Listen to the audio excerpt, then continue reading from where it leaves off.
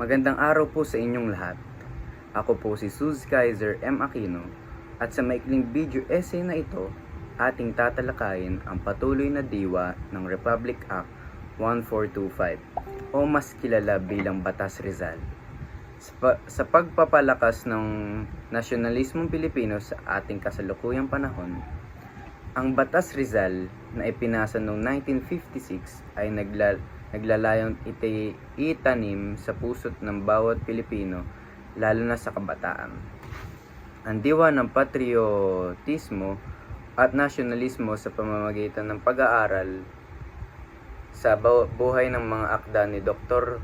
Jose Rizal.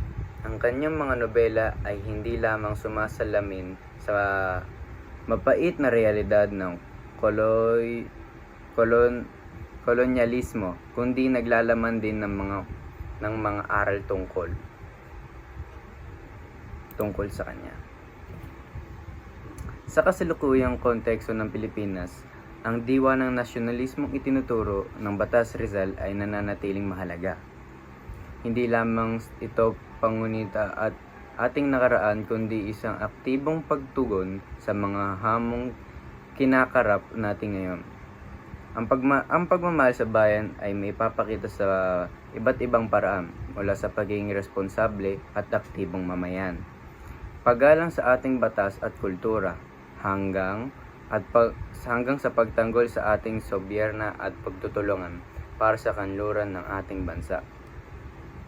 Ang mga aral ni Rizal tungkol sa kritikal na pag-iisip at paglaban sa kawalang katarungan ay patuloy na nagsisilbing inspirasyon upang tayo'y maging mulat at makilahok sa pagbuo ng isang mas makatarungan at maunlad na Pilipinas.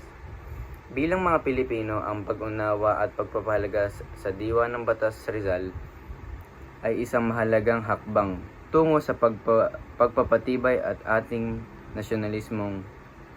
Naway ang kanyang mga aral ay patuloy na magsilbing gabay sa ating paglalakbay bilang isang bansa tungo sa isang kinabukasang puno ng pagkakaisa, kalayaan at tunay na pag-unlad.